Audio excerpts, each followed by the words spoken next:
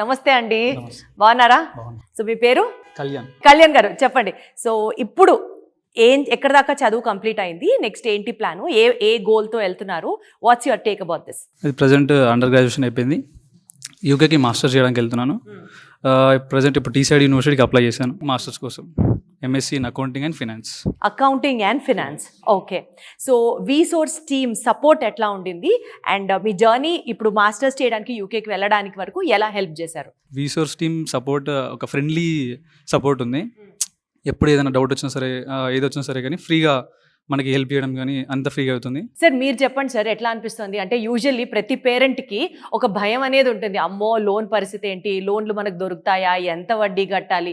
So అట్లాంటి ఒక సగటు పేరెంట్కి ఉన్నటువంటి సాధారణమైన భయాలు మీకేమనిపించాయి సార్ బిఫోర్ మీరు వీసోర్స్కి రాకముందర? సార్ది 2-3 సార్లు వీడియోలు చూశాను నాగరాజు. అయితే వాళ్ళ గైడెన్స్ కూడా మనకు చాలా నచ్చింది నాకు కూడా.